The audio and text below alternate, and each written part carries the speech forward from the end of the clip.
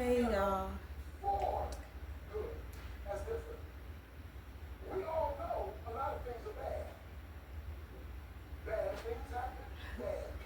I am up. I just decided to turn this camera on. But today is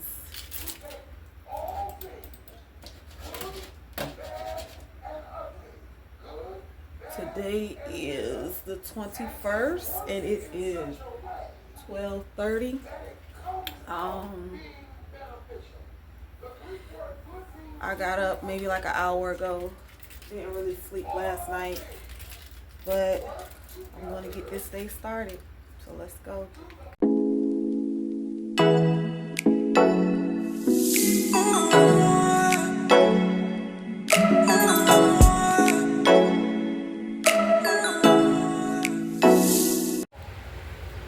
Pop, pop, pop, pop, pop. And all of a sudden, what was disconnected becomes connected, and now you got a sweet sound. All the instruments operating independently and not working together don't make sense. You won't want to listen along because it doesn't sound like it's going anywhere. But when the conductor comes out and does this, and he takes over the individual parts that are in discord, you have a happy sound, you have a nice sound, you have a beneficial sound, you have a melodious sound. I know this is happening over here, that is happening over there, this is happening over here, and some of you may be here this morning, you say, I didn't count on my life being like this. I didn't count on me dealing what I have to deal here, but just let the conductor come out. It wasn't right. And then I finally get a good job, and the boss's wife accuses me of rape when I didn't rape her. It ain't fair. And then I got thrown into jail for something I didn't do. It ain't fair. And then they forgot me in jail after I tried to help some of the prisoners out. Kept me there for an additional 2 years. It's not fair. It's not fair. And I went 13 years up and down this roller coaster of life. And I just want to tell you, it's not fair. But then he comes to Genesis chapter 50. And he comes to the conclusion of the chapter. And then he says to his brothers, y'all meant it for evil. Y'all were working against me. It wasn't fair. But let me tell you, you meant it for evil, but God meant it. God, watch this. Meant it, you didn't hear me. God meant it. God meant it. God meant it for good. And God meant it for good to bring me to this place. He meant it for good to take me from where we were into Egypt, because he get ready to birth a whole nation. So he used your junk. He used your abuse. He used you messing over me to accomplish his sovereign will. So if you being messed over, toe up from the floor up, you don't understand why it's going on, wait till the conductor shows up. Because when the conductor shows up, you will understand it was beneficial. Let me have Ruth come testify. Her husband died. She goes to take care of her mother-in-law. Her hope for a future, she's a Moabite, is gone. But all of a sudden, Boaz comes along one day, and he sees Ruth bleeding in the field. He's attracted to her. She couldn't have a baby from her first husband. But Boaz was old, but he wasn't cold. And all of a sudden, the Bible says Ruth got pregnant. And when Ruth got pregnant, she had a baby boy named Obed. Obed was the father of Jesse. Jesse was the father of David. And when you read Matthew chapter 1 and the line, so they bring him a boring book so it can make him sleepy. They bring a boring book of a whole lot of names in the history of the empire. Here, it says that the servant opened the book to the page, not to a page, to the page, where Mordecai's name was. It says, Mordecai saved the king's life. King said, who is this Mordecai? Well, years ago, king. He saved your life from some folks who were trying to kill you. So it took years before God had insomnia, before the right page was open in the book, for him to see Mordecai. And he said, well, what should I do for a man who saved my life that I never recognized? Well, he said, you should do something great for him. While he's doing that, Haman, who planned on killing the Jews, walks in. He says, here I am, king. King looks at Haman, not knowing he's planning to kill the Jews. He said, Haman, what should I do for somebody who saved my life? What should I do for somebody who protected me, guarded me, guided me? What should I do? Haman thought he was talking about him. So Haman thought of every great thing he could think of. Haman said, you put him in the king's chariot, you put him on the king's horse, you give him the king's clothes, you just make him live, you just make him woke, you just ride him out, you just give him everything you can give him. King said, okay, Haman, do that for Mordecai.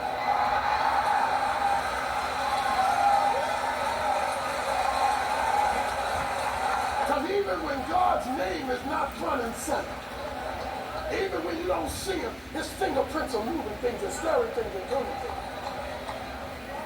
You don't need luck. When you got a God who can keep you up at night to save a whole nation. You don't need luck. When you got a sovereign providential God. Okay, sit down. I ain't finished. Sit down. Okay, so watch this.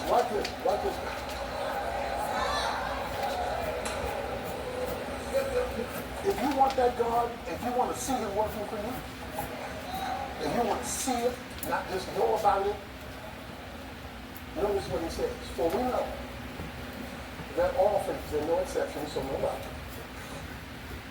Say hello to creamy, flavorful delight in every bite. Create your own sunshine with Jergens Natural Glow Plus Firming Daily Moisturizer and smooth out your summer tan. Visibly firmer, natural looking, all over color that glows for days. That's the feel good feel. Folk who don't love God won't see it. They can still looking to be lucky. You say that I love God. Oh, what the do? Because most of the time when we talk about loving God, we talk about fear. We talk about, I'm in church, so I heard the song, I heard the sermon, and I'm feeling something. So I must love God. No, that is peace. Loving God does not start with your emotions. It can include your emotions. Let me define loving God. Loving God boils down to one thing: passionately pursuing his glory. Loving God is passionately pursuing pleasing him.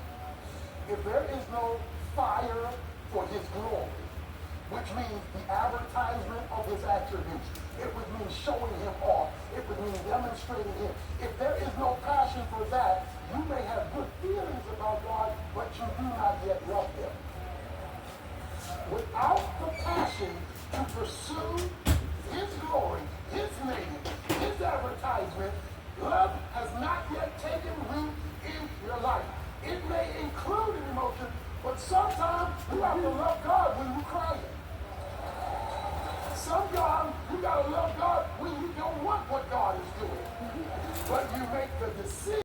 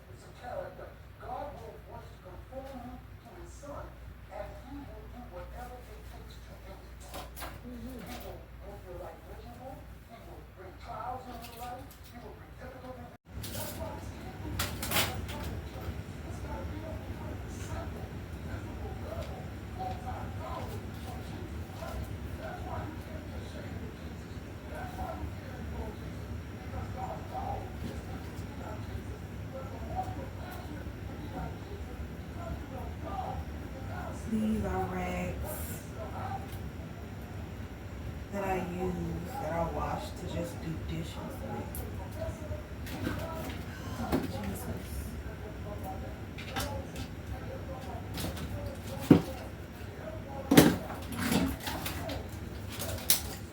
I was just thinking today, like, just telling God, like, thank you for this day. Thank you for waking me up. But I was just telling God, like, I just feel useless. I feel useless. Nobody tells you or prepares you really.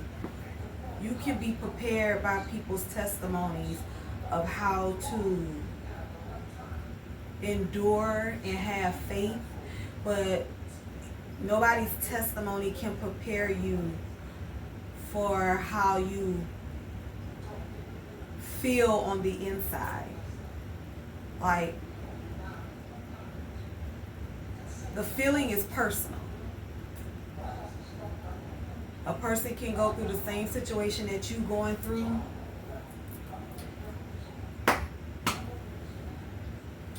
and everybody handles that situation differently. Everybody will handle it differently. I thank God for the testimonies, because I do believe that they have gotten me to a point where knowing that, okay, this person did go through this, so I already know that this is going to happen. Oh, I just start to remember, like, testimonies that I've heard with people going through this stage of completely trusting in God. It's highs and lows in this. It's highs and lows in this.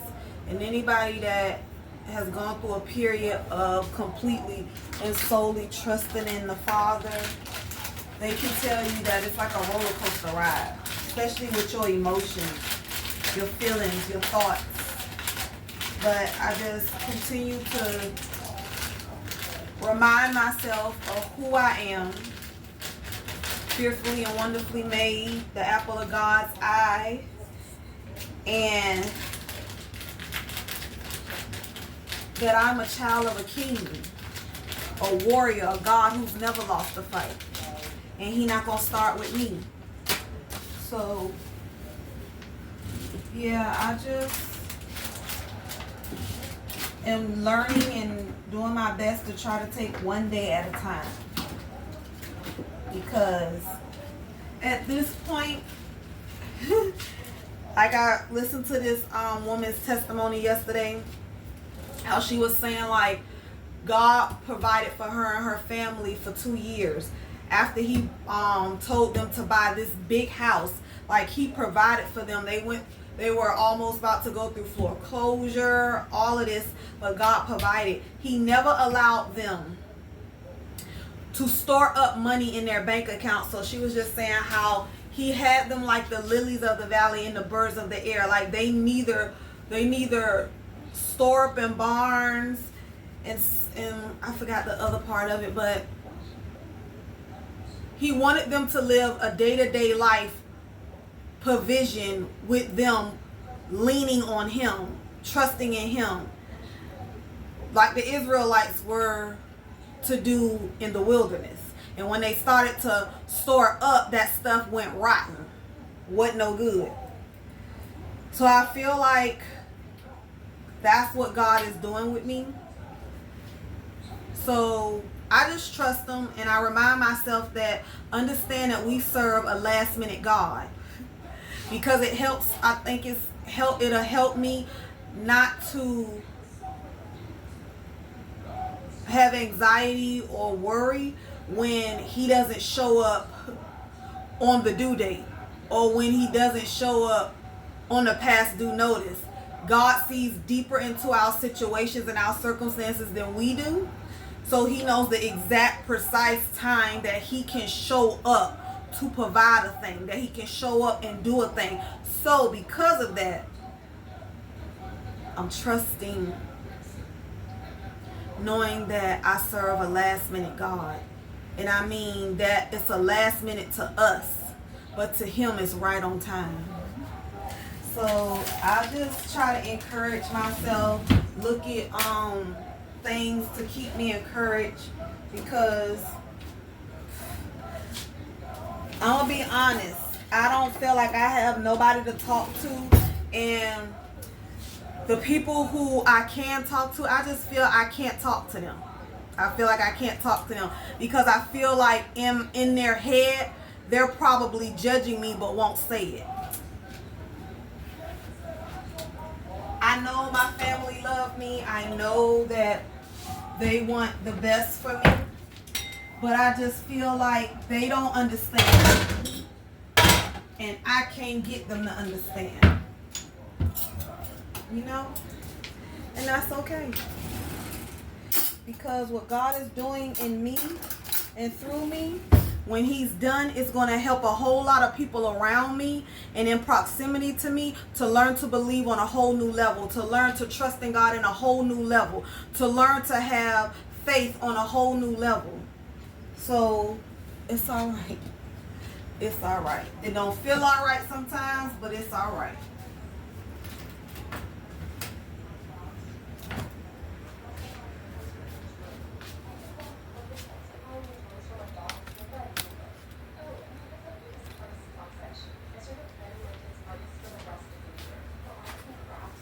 It's all right.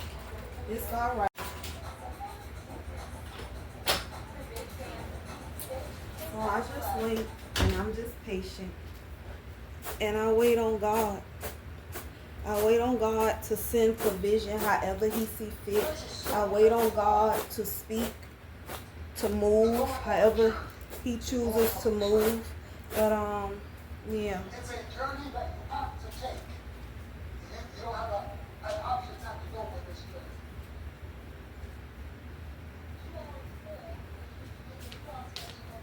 And right now, last night, Munchie, as she was as a puppy, anytime I would sneeze, she would always bark. Like, she wake up out her sleep and she would bark, jumping up and down. So yesterday I sneezed and she got up barking.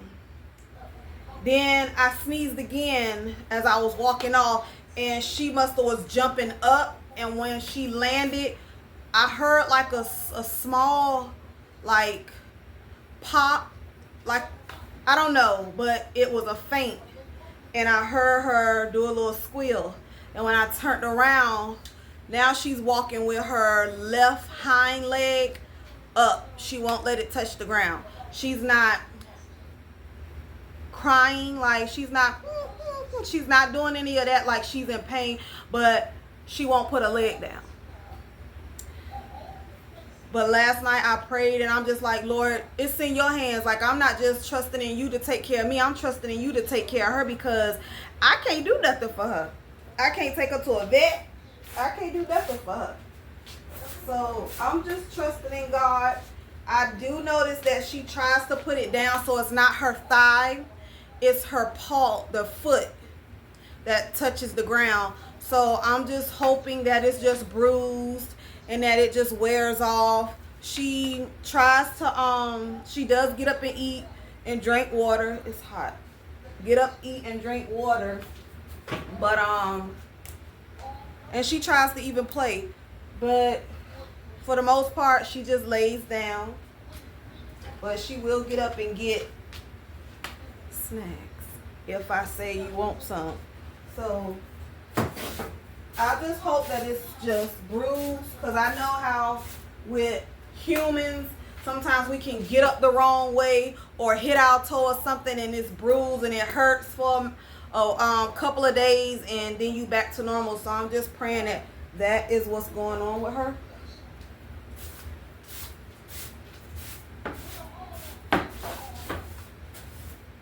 So yeah, that happened last night. So I hope she alright.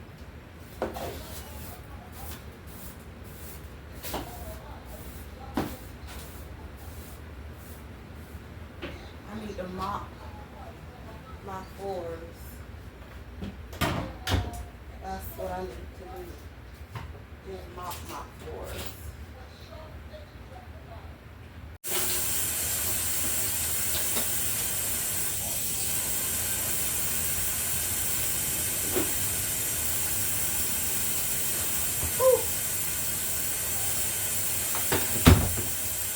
I got some pine saws, a little bit of pine saws.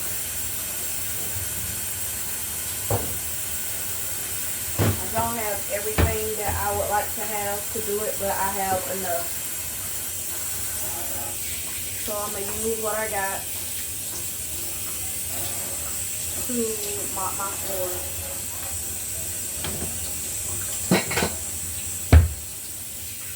My neighbor bought me a watermelon yesterday. So I'm going to cut up that watermelon because it's big. And just get it cut up. I haven't eaten yet.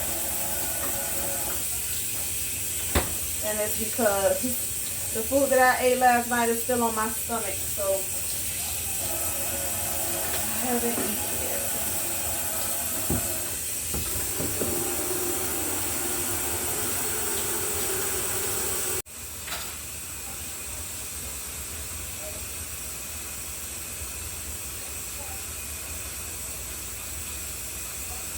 Okay, Mama? It's okay.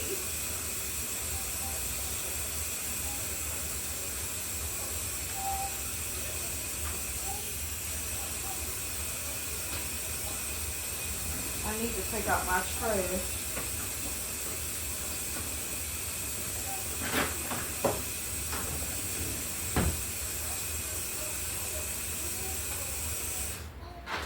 I need to bathe Munchie, but that ain't gonna happen. She ain't gonna let that happen right now. That's for sure.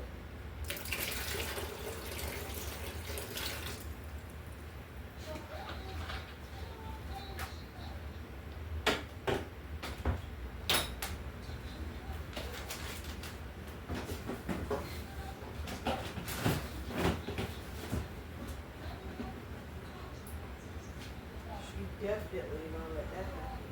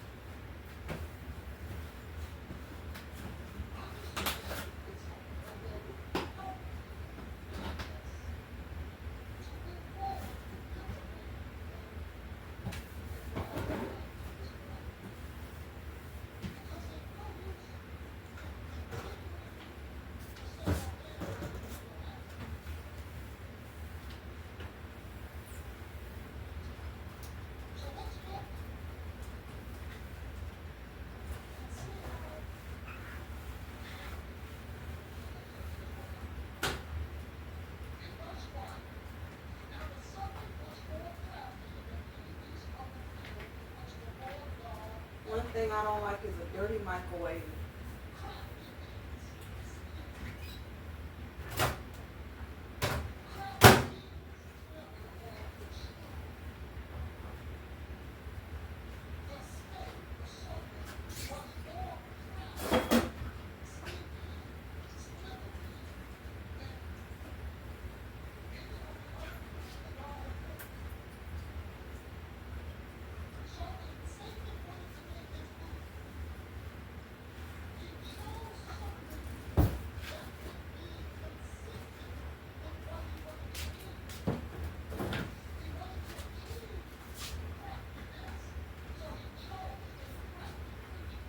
I'm gonna go ahead and mop my floors and get back with y'all.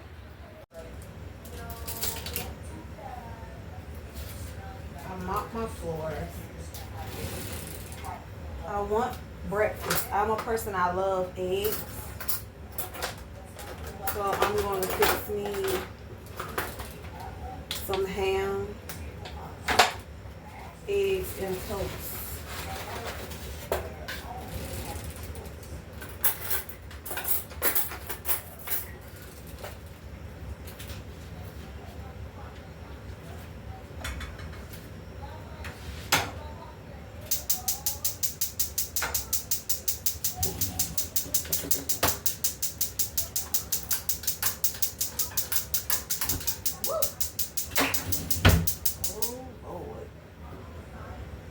I know.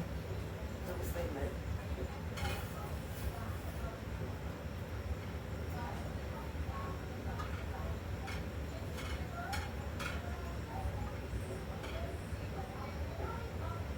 I was watching this thing. I guess some TikTokers was just saying how they regret being a mother. It's sad. Like one lady was saying she not happy when she even around her child because he always got something to say. She can never get a break. But you know what? Majority of those people are either single mothers or mothers with deadbeat boyfriends, baby daddies, fathers, whoever they call themselves. And I'm going to be honest, I feel sympathy for them for a certain amount of sympathy for them.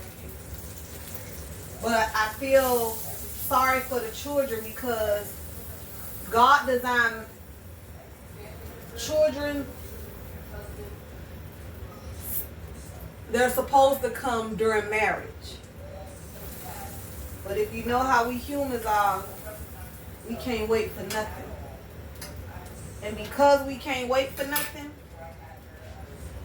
is the exact reason why we're going to always go through something. Because nobody has the patience to wait on God. Nobody has patience to wait on God. But they want God to have the patience to wait on them. Nobody wants to have patience to wait on God, but everybody wants God to have patience to wait on them. That should be saying something to somebody. Nobody wants to have patience with God, but they feel like God should have patience with them.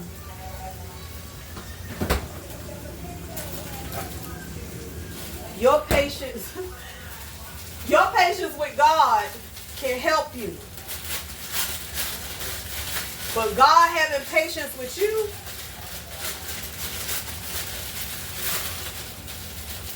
can't help you. God having patience with you can dig you deeper into a hole that you already trying to get out of. But because you won't be patient with Him and give your life, your will, and your plans to Him, then you go through struggles. You go through suffering. I mean, you're going to suffer and go through struggles anyway, but at least if you give your life to Him, waiting on Him, moving with Him,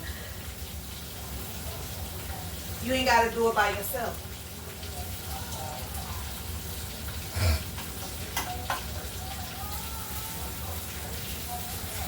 But it's sad because them kids ain't asked to be here. And you probably didn't want them here. But you enjoyed making them. You enjoyed making them. And because you enjoyed making them, now they're here. Or either that man sold you a dream, a fairy tale, or you done fantasized about it yourself, and it ain't pan out nothing of how you thought it was. It's sad. It's sad. One girl was saying how she need a break. She haven't been able to have a break since she had her kids. So kids with the S. So that means you got more than one. So if you wasn't able to get a break with the first one, what you thought was gonna happen with the second and third one, if that's how many she got. Like, what did she really think was gonna happen? I don't know. I thank God that I did not have kids, that He shut up my womb. Ooh, forgive me. That He shut up my womb before I could have kids when I wanted to have kids. God did me a favor. And I thank Him. I wasn't grateful then, but I thank Him now that I did not have kids by the people that I was dating. Keyword here, dating. That I wouldn't have mind having kids by. I thank God that He spared me. Just like how He shut up Ruth's womb. Ruth wasn't able to have kids by her first husband. I believe God does that for a reason. He protects us for reasons, good reasons. Ruth was married. But never had kids by her first husband. She didn't start having kids until she got married to Boaz.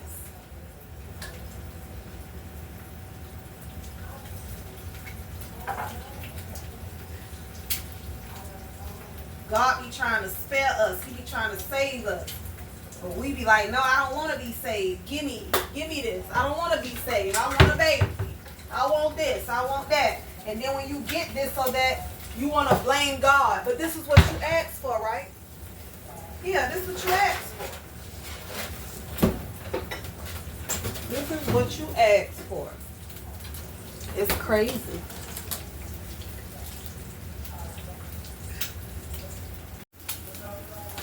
God give you what you ask for. God be trying to keep a door closed and you steady banging on it. He be trying to keep a door closed, but you steady trying to pry it open.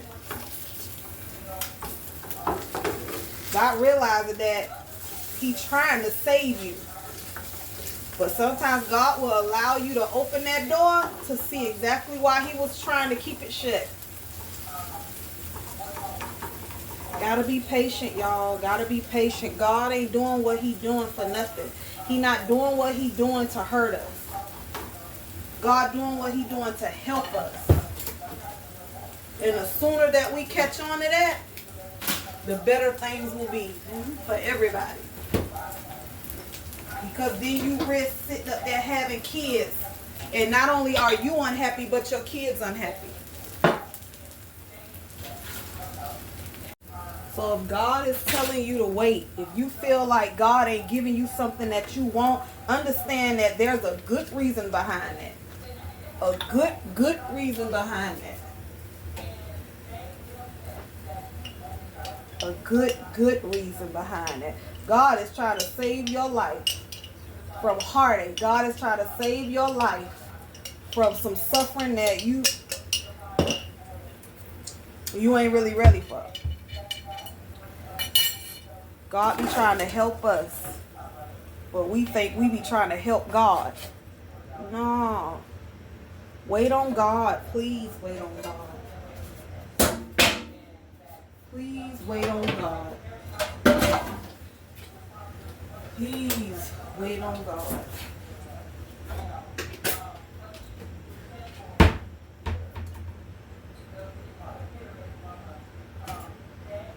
Please wait on God. I'm so glad now with just knowing what I know and just being able to grow with God and mature in Him and Him work on me. Like, it ain't cracked up to what people think it is. And like they say, it takes a village to raise a child. A child. So how much more you think it's going to take to raise more than one?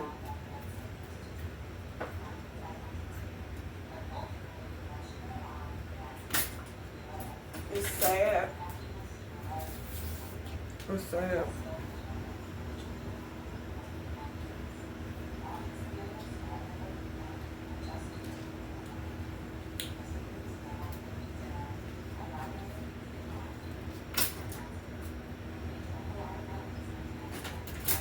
so sad.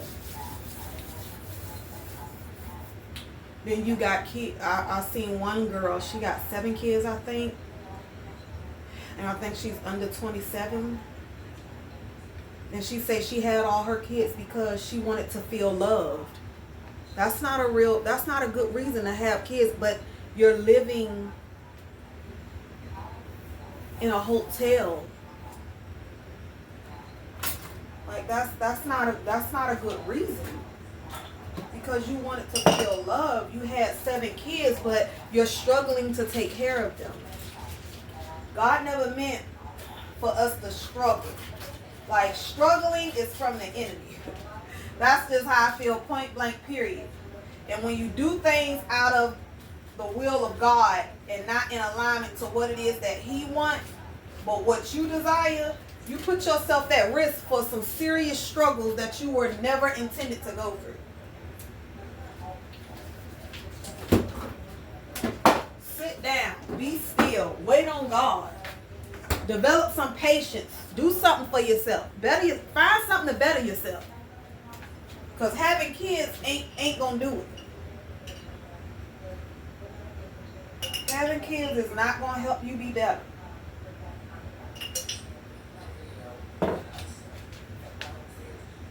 Stop trying to bang a door down that God is trying to keep closed for your benefit, not for His.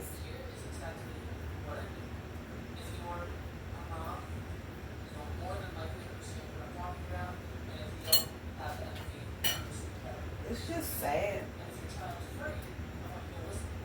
And I think I just left out the room where a lady was reading a letter. Basically, the mother doesn't do anything but the bare minimum for her kids. What kind of life is that? It's not the kids' fault that you had them. So now that you didn't have them, you don't enjoy them. So because you don't enjoy them,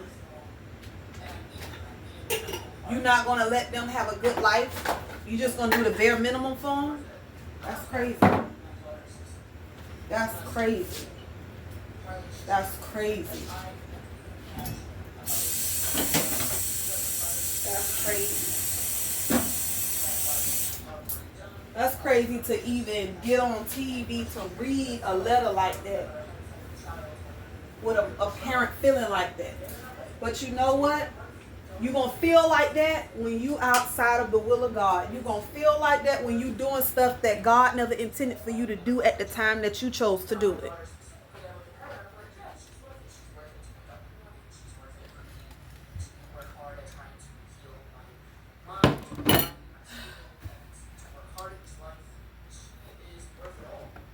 Just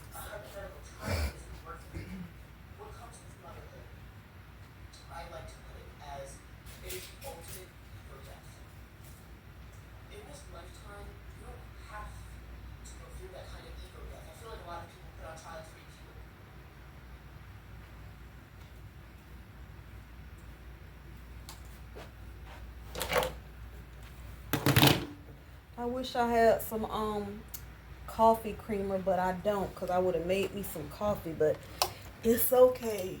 I got some water. That'll do. But yeah, people expect for them to get into situations of mess and want God to bless that mess. To try to make that mess right for them. That ain't gonna happen. It's not gonna happen. Lord, I bless this food in the name of Jesus. I pray that you allow it to be nourishing to my body. I pray that if there's any harmful things in this food, that you bless this food as you bless the 5 loaves of fish and the bread. I pray, Father God, thanking you for being able to prepare it, and I thank you for providing it. In Jesus' name I pray, amen. You gotta learn patience. Being impatient is the death of humans. And Satan knows it.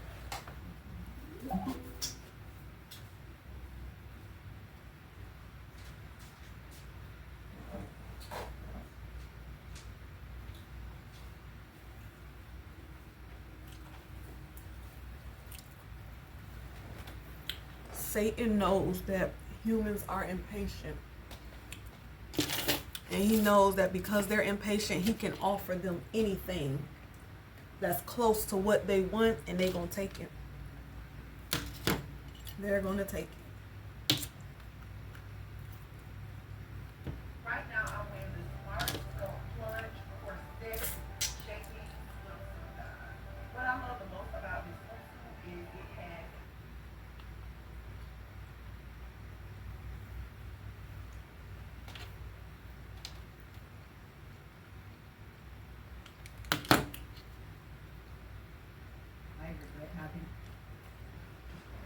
I mean, people are actually on TV saying, I regret having kids. But it's not the kids that's the problem. It's them that's the problem.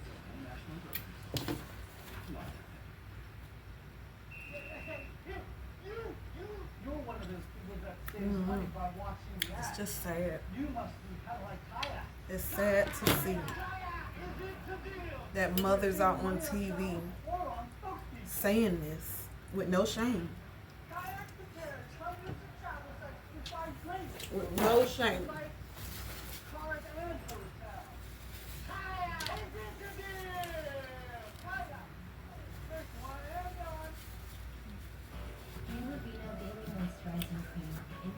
No shame.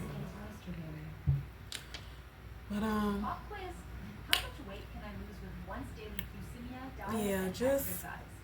On average, at 56 weeks, patients lost be 24 patient, have faith, and wait on God.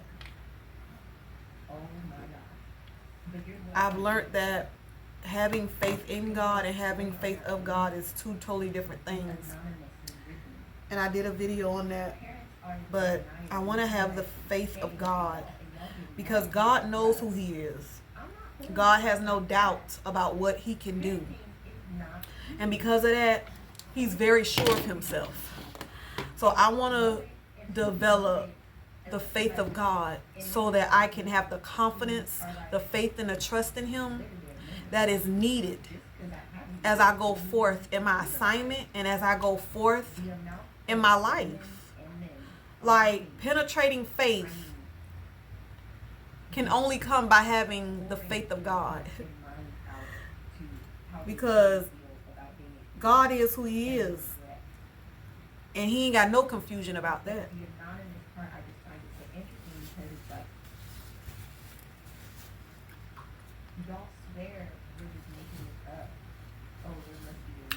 But I'm going to go ahead and cut this video short because I ain't doing nothing else. I just wanted to get a couple of encouraging messages in. Because remember, when I make videos, it's really not about the video, it's about the message in the video. So I pray that the message in this video helped somebody, uplifted somebody, encouraged somebody, and understand that God loves you, He cares for you, He sees you, He's not ignoring you, He hasn't abandoned you. God has His own perfect timing of when He's going to do a thing. He has His own way of how He wants to do that. So all you can do is trust, wait, and have faith. Trust, wait, and have faith. Until then, y'all, I'll see y'all next time. Bye.